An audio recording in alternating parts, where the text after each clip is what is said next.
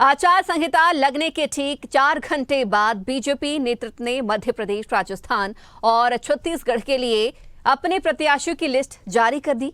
राजस्थान के लिए पहली, छत्तीसगढ़ के लिए दूसरी, तो एमपी के लिए भाजपा उम्मीदवारों की चौथी लिस्ट थी। राजस्थान और छत्तीसगढ़ में जहां सांसदों को विधानसभा उम्मीदवार बनाकर भाजपा आलाकमान ने प्रोएक्टिव रणनीति पर ही काम किया, वहीं मध्य प्रदेश के 57 उम्मीदवारों की लिस्ट में बुंदेलखंड के सारे कद्दावर मंत्रियों को पार्टी ने फिर से टिकट दिया है। इसमें सागर जिले के 3 मंत्रियों को टिकट मिल गया है। गोपाल भार्गव, गोविंद सिंह राजपूत और भूपेंद्र सिंह को टिकट मिला है। साथ ही ऊर्जा मंत्री प्रद्युमन सिंह तोमर को भी फिर से टिकट मिल गया है। इसके साथ ही खरगा से राहुल सिंह लोधी को टिकट मिला है। विजय राघवगढ़ से संजय सत्येंद्र पाठक को टिकट मिला है। इसके साथ ही एमपी के गृह मंत्री नरोत्तम मिश्रा को दतिया से टिकट मिला है। बीजेपी की चौथी सूची में सबसे अहम बात है कि किसी का टिकट नहीं कटा है। कुल 57 सीटों में से 6 एसटी के लिए सुरक्षित सीटें हैं, 6 एससी के लिए सुरक्षित सीटें हैं। वहीं 45 सामान्य सीटों पर भी उम्मीदवार घोषित किए गए हैं। सभी 57 सीटों पर मौजूदा विधायकों को ही टिकट दिया गया है। इनमें से 9 विधायक ऐसे हैं जो 2018 में कांग्रेस के टिकट पर जीते थे। मतलब साफ है कि दूसरी लिस्ट से उठे असंतोष और विरोध को दबाने के लिए और क्षेत्रीय छत्रपों को मनाने के लिए बीजेपी ने ज्यादा खतरा मोल लेना उचित नहीं समझा। आइए अपने सहयोगी से समझते हैं कि चौथी लिस्ट जारी होने के बाद राजनीतिक परिस्थितियां कैसी हैं। और इस खबर पर चर्चा करने के लिए हमारे साथ हमारे सहयोगी जबलपुर से सोमनाथ मिश्रा लाइव जुड़ गए हैं। सोमनाथ जी, जिस तरीके से बीजेपी की कल चौथी सूची आई और जो कि अनुमान था कि संभवतः कुछ बदलाव होगा, ऐसा कुछ नजर नहीं आया। अब जबलपुर में क्या स्थितियां देख रहे हैं? इस चौथी लिस्ट के बाद जनता का क्या रुख, राजनीतिक गलियारों में क्या चर्चाएं? जी, जबलपुर में बात की जाए तो चौथी लिस्ट भाजपा की जारी हो गई है और काफी इंतजार करने के बाद ये लिस्ट जारी हुई है। और सबसे बात ये है कि जो अभी सिर्फ उत्तर मध्य की जो टिकट है वो नहीं घोषित की गई है, साथ ही साथ सिहोरा विधानसभा की टिकट भी बाकी है। हमारे बीच पूर्व कैंट विधानसभा के विधायक अशोक रोहाणी मौजूद है, उनसे हम चर्चा करते हैं। उनकी भी टिकट हुई है और किस तरह के जो विकास कार्य किए गए हैं और क्या है विषय में, इस विषय पे बात करते हैं। जी धन्यवाद, बोलिए। जी, टिकट आपकी। मैं केंद्रीय नेतृत्व और प्रदेश नेतृत्व का आभार व्यक्त करता हूं कि मेरे जैसे साधारण कार्यकर्ता पर तीसरी बार पार्टी ने भरोसा किया है और मैं उस भरोसे पर कार्यकर्ताओं की दम पर खरा उतरूं, यह प्रयास करूं। सत्ता में रहकर भी जनता के कार्य, केंद्र सरकार और प्रदेश सरकार की कल्याणकारी योजनाएं जन जन तक पहुंचाने का काम गरीब कल्याण और सुशासन के दम पर जनता के बीच में जा रही है और निश्चित रूप से पुनः भारतीय जनता पार्टी की सरकार 2/3 बहुमत के साथ बन रही है। देखा जाए कैंट विधानसभा की बात करें तो अभी प्रत्याशी कांग्रेस ने घोषित नहीं किया गया है। कितना आप उसको मानते हैं कि कांग्रेस है? कांग्रेस पिछले लगातार जनता ने जो हमको आशीर्वाद दिया, दादा के बाद भी लगातार हमें जो आशीर्वाद मिला है, उसी आशीर्वाद के दम पर हमने जो विकास कार्य और सेवा कार्य किया, उसके आधार पर हम जनता के बीच में जाएंगे और हम 5 साल सत्ता के बीच में रहते हैं, सिर्फ चुनाव के समय पर नहीं रहते हैं। बात की जाए तो अभी 5वीं लिस्ट बाकी है, उत्तर मध्य विधानसभा, सिहोरा, ऐसी कई टिकटें अभी बाकी है। क्या लगता है कि इसमें तुलनात्मक आप इस बात की चिंता करें कि कांग्रेस ने एक भी सीट डिक्लेयर नहीं की। जनता पार्टी बहुत आगे निकल गई है, कांग्रेस बहुत पिछड़ गई है। भी हमारे बीच कैंट विधायक अशोक रोहाणी मौजूद थे, उनसे चर्चा की गई है और लगातार देखा जा रहा है संजीता जी की जो टिकट चौथी लिस्ट जारी हो गई है, उसके बाद 5वीं लिस्ट का इंतजार कर रहे हैं कई नेता। जी, हम इंदौर की ओर रुख करेंगे। इंदौर से हमारे साथ ब्यूरो चीफ चेतन सिंह ठाकुर जुड़ गए हैं। चेतन जी, पहले ही एक पर जो है प्रत्याशी घोषित हो चुका था। इस बार जो है इंदौर क्रमांक 2 और 4 में प्रत्याशी घोषित हुए हैं। 2 की बात करें, रमेश मिंदेरो का जगह मिली है और मालनी गौड़ को 4 से जगह मिली है, जो कि था पूर्ववत था। लेकिन इस बार अनुमान ये लगाया जा रहा था कि कहीं ना कहीं बीजेपी जो है कुछ एक्सपेरिमेंट कर सकती है, कुछ नए चेहरों को जगह दे सकती है, लेकिन ऐसा कुछ देखने को नहीं मिला। ये वो लोग हैं जो अभी तक जीतते आए हैं या फिर पार्टी में कोई ना कोई अहम जगह रख रहे हैं। इस तरीके कि बीजेपी ने जो है अपनी लिस्ट जारी की, अभी फिलहाल क्या स्थिति वहां पर बनी हुई है? जी संचिता, बता दूं, चौथी लिस्ट जारी हो चुकी है बीजेपी में। और बीजेपी की बात कर ले तो बीजेपी में 2 नंबर का गढ़ रहा है बीजेपी का। और वहां पर बता दें कि करीब करीब 2 बार से रमेश मंडोला विधायक रहे, तीसरी बार फिर विश्वास जिताया है पार्टी ने। और बात कर लें 4 नंबर की, 4 नंबर से मालिनी गौड़, तो कहीं ना कहीं बता दें मालिनी गौड़ भी 2 बार जीत चुकी है। और उसके बाद फिर तीसरी बार विधायक के तौर पर फिर उन्हें प्रत्याशी के तौर पर यहाँ बीजेपी ने बनाया। तो ये बता दूं करीब करीब 2 ग्रामीण क्षेत्र की और 2 शहरी क्षेत्र की 4 सीटें अभी डिक्लेयर हो चुकी है। और बता दूं हर्ष का काफ़ी माहौल है। और जिस तरीके से बात कर ली जाए तो यहाँ पर देखने वाली बात होगी कि यहाँ हमारे साथ यहाँ पर मौजूद है बीजेपी के कद्दावर नेता। जिस तरीके से बात कर ली जाए काफ़ी हर्ष का माहौल है। 4 सीटें डिक्लेयर हो चुकी है और भी सीटों को लेकर कार्यकर्ताओं में काफ़ी जोश है। क्या समझते हैं, क्या समीकरण बात कर ली जाए? 9 सीटें हैं, 9 सीटों में इस बार क्या लग रहा है बीजेपी किस तरीके से वापस पुनः अपनी नई सीटें लाई? देखिए, भारतीय जनता पार्टी ने अभी तक 131 सीटें लगभग घोषित कर दी हैं। और आपने देखा होगा कि भारतीय जनता पार्टी की चौथी सूची भी आ चुकी है। और इसी के तो अगर हम देखें विपरीत कांग्रेस की, तो कांग्रेस में आप देख रहे हैं उन्होंने अभी कोई भी प्रत्याशी का नाम घोषित नहीं किया। वहां अभी भी उनके पार्टी नेताओं का घमासान लगातार जारी है। दिग्विजय सिंह जी अपने नामों के लिए लड़ रहे हैं, कमलनाथ जी अपने नामों के लिए झगड़ रहे हैं। और भारतीय जनता पार्टी में पूरे कार्यकर्ताओं में, पूरे मध्य प्रदेश में जोश और उत्साह के साथ का माहौल है। और पूरे प्रदेश में भारतीय जनता पार्टी की सरकार बनने वाली है। इंदौर में भी लगभग 9 में से 6 सीटों की घोषणा हो गई है। 3 सीटें हैं, वो भी अगले 4-5 दिन में उनकी भी घोषणा हो जाएगी। आपने देखा होगा जो विकास के कार्य मोदी जी ने 9 वर्षों में किए हैं, और इन 18 वर्षों में भारतीय जनता पार्टी की मध्य प्रदेश सरकार, शिवराज सरकार ने जो काम किए हैं, हमें पूर्ण भरोसा है कि पूर्ण बहुमत में हमारी सरकार बनेगी। और वाकई में कुछ सीटों पर इतना अच्छा काम हुआ है, जैसे आपने देखा होगा कि विधानसभा जो 2 है, पिछले 3 कार्यकाल में कीर्तिमान रचा है और इस बार भी कीर्तिमान रचा जाएगा। बात कर ली जाए विरोध के स्वर भी गुजरे हैं। बात कर ले देपालपुर सीट की, तो वहां से काफी विरोध के स्वर गुजरे हैं। तो क्या लग रहा है वहां किस जो हो सकता है उम्मीदवारी बदली जाए?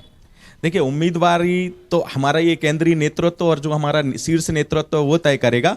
लेकिन हमारा परिवार अब बड़ा हो चुका है। भारतीय जनता परिवार एक बड़ा परिवार हो गया है। और आप देखते हैं कि जहां जब 4 बर्तन इकट्ठे होते हैं तो कुछ ना कुछ उठापटक होती है। लेकिन उन्हें बैठकर उनके साथ बात कर ये सारे विरोध के स्वर आप देखेंगे 1-2 दिन में सभी शांत हो जाएंगे। और पूरे सारे कार्यकर्ता जो है वो मिलकर भारतीय जनता पार्टी के प्रत्याशियों के लिए काम करेंगे और कमल के फूल के लिए काम करेंगे। कांग्रेस कह रही है कि हम सभी उम्मीदवार घोषित हो जाए, उसके बाद एक बार में ये सब वन शॉट मारेंगे, जिसके चलते कहीं ना कहीं बीजेपी खेमे में हलचल मच जाएगी।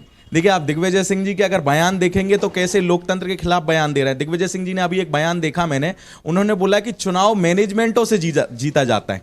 अब आप देखिए उनका अहंकार देखिए कि चुनाव मैनेजमेंट से जीता जाता है। लेकिन भारतीय जनता पार्टी के इसी के विपरीत बोलती है कि चुनाव विकास पर और जनता के बीच में उनकी सेवा करके जीता जाता है। तो कांग्रेस कहीं भी नहीं है। भारतीय जनता पार्टी पूर्ण बहुमत में मध्य प्रदेश में सरकार बनाने जा रही है।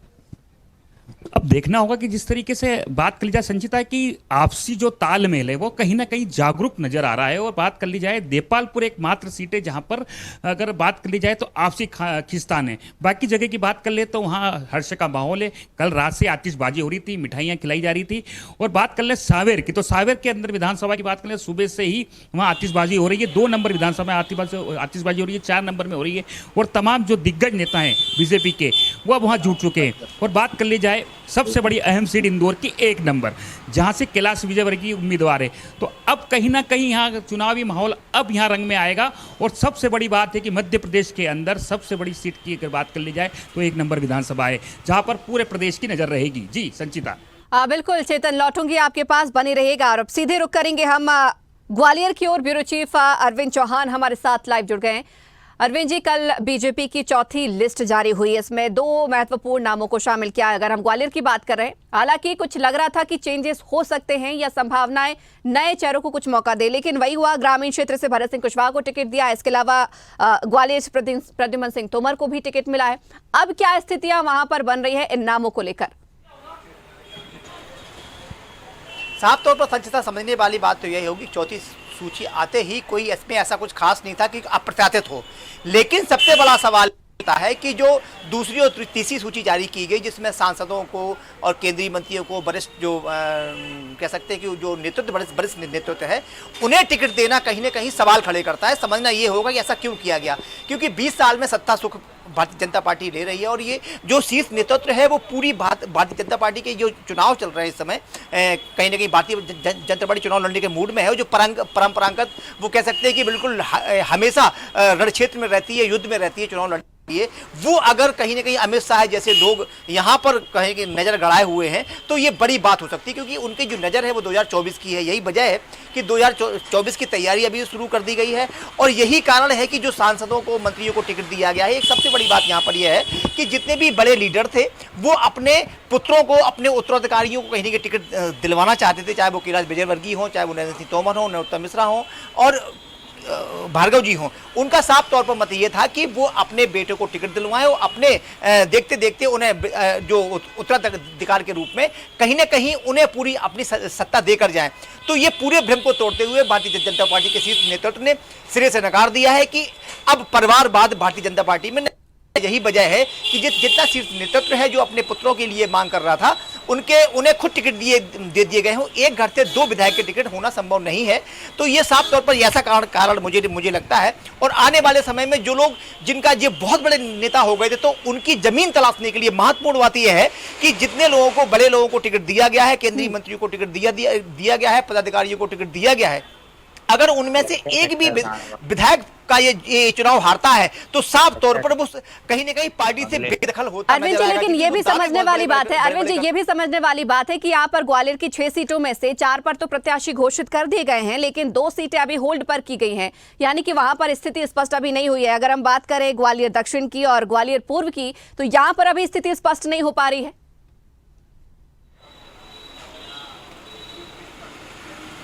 देखिए, मैंने यही कहा कि भारतीय जनता पार्टी कोई भी जोखिम लेने के मूड में अभी दिखाई नहीं दे रही, इसलिए बहुत बड़ा फूक फूक के पैर रख रही है। उसका साफ तौर पर कारण यह है कि ग्वालियर पूरब से यहाँ महापौर और उनके पति विधायक भी हैं और कद्दावर नेता माने जाते हैं कांग्रेस के। पहले वो भारतीय जनता पार्टी में थे, तो उनका दोनों दलों पे बड़ा एक अच्छी पकड़ है। यही कारण है कि कोई भी प्रत्याशी अभी भाजपा ने वहां नहीं दिया। मुन्नालाल गोयल बहुत यहाँ पहले हार गए थे, पहले वो कांग्रेस में थे और आपस में ये सतीश सिकरवार ही ये पहले भाजपा में थे। दोनों लड़े और दोनों सतीश सिकरवार को जीत हासिल। इसके बाद 57 साल बाद सतीश सिकरवार की पत्नी ने रिकॉर्ड तोड़ते हुए महापौर पद का चुनाव जीता। और इसी यही वजह, अगर हम बात करें ग्वालियर पूरब की, तो ग्वालियर पूरब में यही हाल है, क्योंकि वहां नारायण सिंह कुशवाहा और समीक्षा गुप्ता आपस में बेवजह और बड़ा विरोध दोनों में हो रहा है और दोनों एक दूसरे के बारे में कह चुके हैं कि अगर नारायण सिंह को टिकट मिला तो समीक्षा गुप्ता उनका विरोध करेंगी और अगर समीक्षा गुप्ता को मिला तो वो नारायण सिंह कुशवाहा विरोध करेंगे। नारायण सिंह कुशवाहा 3 बार के विधायक हैं, मंत्री रहे हैं। तो ये बड़ी स्थितियां अभी स्पष्ट नहीं है भारतीय जनता पार्टी के लिए और भारतीय जनता पार्टी कोई भी जोखिम इन दोनों सीटों पर नहीं लेना चाहती। यही वजह है कि अभी तक टिकट फाइनल जगह के और नहीं हुए। अगर पूरे चंबल अंचल की बात करें तो कई ऐसी सीट्स हैं जहां पर अभी भाजपा ने टिकट घोषित नहीं किया है, क्योंकि साफ तौर पर अभी 94 टिकट ऐसे हैं, 94 सीट्स ऐसी हैं जहां पर भारतीय जनता पार्टी अपने उम्मीदवारों को उतारना बाकी है। तो फूक फूक के कदम रख रही है। तो वहीं कांग्रेस एकदम सन्नाटे में है। कांग्रेस पहले यह देख रही है कि भाजपा क्या करती है, इसके बाद अब कांग्रेस अपने पत्ते खोलेगी। तो साफ तौर पर ये जो चुनाव है बड़ा रोचक होता जा रहा है। और चूंकि इस बार चुनाव आयोग ने जो तारीखें दी हैं वो कम दी हैं, आप साफ तौर पर देखेंगे 17 तारीख से लेकर 17 नवंबर को मतदान होना है, तो मात्र 1 महीने में ही सब कुछ करना है। तो यही वजह है कि भारतीय जनता पार्टी कोई भी जोखिम लेने के मूड में नहीं है और कोई भी कदम उठाएगी तो फूक फूक, क्योंकि इनकी जो चुनाव चलिए बिल्कुल जाहिर सी बात है बीजेपी फूक फूक पर कदम उठा रही है, क्योंकि जिस तरीके से देखा जाए दूसरी लिस्ट में कुछ विरोध के स्वर उठे थे। अब जाहिर सी बात है इस बार बीजेपी कोई मौका नहीं गंवाना चाहती। अरविंद जी, रोकना चाहूंगी इंदौर की ओर एक बार फिर से रुक करेंगे, हमारे सहयोगी चेतन लगातार बने हुए हैं। चेतन, इस बार जो लिस्ट आई है हमने देखा कि इंदौर क्रमांक 1, 4, 5 में 1, 3, 4 में क्या कर दिया है, 3 और 5 को अभी भी होल्ड कर दिया है। लेकिन सबसे महत्वपूर्ण बात यह कि मंत्री उषा ठाकुर और आकाश विजयवर्गीय को होल्ड पर रखा है, उन्हें फिलहाल टिकट नहीं मिला। आकाश विजयवर्गीय की बात फिलहाल समझ में आ रही है, क्योंकि कैलाश विजयवर्गीय को जब टिकट मिला संभावनाएं कम ही थी कि उन्हें टिकट मिले, लेकिन मंत्री उषा ठाकुर को टिकट ना मिलना यानी कि होल्ड पर रखना क्या इशारा कर रहा है?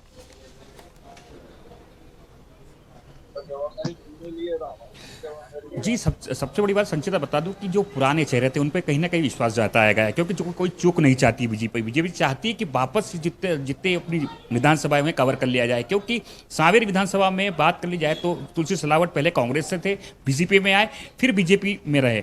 तो उस वहाँ पर फिर उन्होंने विश्वास जताया उन पर, तुलसी सिलावट पे, और वो अपनी सीट जो है वहाँ कायम कर ली। उसके बाद बात कर ली जाए 2 नंबर के अंदर बात करें तो 2 नंबर बीजेपी की सीट रही है, 4 नंबर बीजेपी की सीट रही है। 1 नंबर की बात कर ले तो 1 नंबर पर संजय शुक्ला ने यह सीट छीन ली थी बीजेपी से। तो अब कहीं कद्दावर तौर पर सीधे तौर पे यहाँ पे कैलाश विजयवर्गीय को मैदान में उतारा, और कैलाश विजयवर्गीय बड़ा नाम है, राष्ट्रीय महासचिव है और इंदौर के काफी बड़े दिग्गज नेताओं में आते हैं। तो सीधे तौर पर यहाँ मुकाबला काफी रोचक होने वाला है। और आप बात कर ली जाए तो सीधे तौर पर उषा ठाकुर का अगर टिकट होल्ड पे रखा है तो कहीं ना कहीं महू की जो जनता है, महू की जनता में एक विरोध का स्वर गूंजाता है। और महू की एक बात कर ले तो महू में कई जगह ऐसे हमने बैनर पोस्टर लगे हुए देखे थे जहाँ साफ तौर पर कहा गया था कि स्थायी उम्मीदवार हो, स्थायी उम्मीदवार की मांग थी। इसको लेकर कहीं ना कहीं उनका टिकट होल्ड पर रखा गया है। तो मान लिया जाए हो सकता है सूत्रों के अनुसार वो इंदौर आ जाए और वहां से स्थानीय उम्मीदवार को मौका दे दिया जाए। तो ये जो 2 सीटें होल्ड पे रखी गई है तो कहीं ना कहीं ये रोचक वाली सीटें हैं। तो इन सीटों पे 5 नंबर और 3 नंबर से आकाश विजयवर्गीय को टिकट दिया गया था, पर इस बार उनके चांसेस कम है, क्योंकि सीधे तौर पर अगर बात कर ली जाए तो कैलाश विजयवर्गीय चलिए रोकना चाहूंगी आपको चेतन, एक बार हम उज्जैन रुक करेंगे। हमारे साथ हमारी सहयोगी रेखा गोस्वामी लाइव जुड़ गई हैं। रेखा, 9 सीटों पर उम्मीदवार घोषित किए हैं, जिसमें 5 मंत्रियों को भी शामिल किया। प्रमुख सीट कहीं ना कहीं डॉक्टर मोहन यादव की मानी जा रही है। अभी फिलहाल क्या स्थिति बनी हुई है जिस तरीके से यहाँ पर बीजेपी की चौथी लिस्ट आई है? बिल्कुल संजना, आप सही कह रही है। जो अभी यहाँ के जो मंत्री है उनके शिक्षा मंत्री मोहन यादव जी, उनको इस बार शामिल वापस से किया गया है। कहीं ना कहीं बीजेपी ने उनसे फिर से उन पर भरोसा जताया है। इससे पहले भी तराना और घुटिया की जो विधानसभा सीट है बीजेपी ने घोषित कर दी है। तो वाकई में उनकी जो कार्यकर्ता है उनके अंदर खुशी की लहर है। और कल काफी देर तक पार्टी हेलो जी रेखा, आवाज पहुंच रही है आप तक हमारी? यहाँ पहुंच रही है जी रेखा, बात पूरी करें अपनी। हाँ, मोहन यादव जी को टिकट मिलने के बाद जो उनके कार्यकर्ता है और जो उनके चाहने वाले हैं उनके अंदर खुशी की लहर है। और बिल्कुल इसको लेकर कल जो पार्टी कार्यालय है वहां पर भी खुशी का माहौल रहा है। चलिए ठीक है, आप सभी लोगों का बहुत बहुत शुक्रिया हमारे साथ जुड़ने के लिए, चर्चा करने के लिए।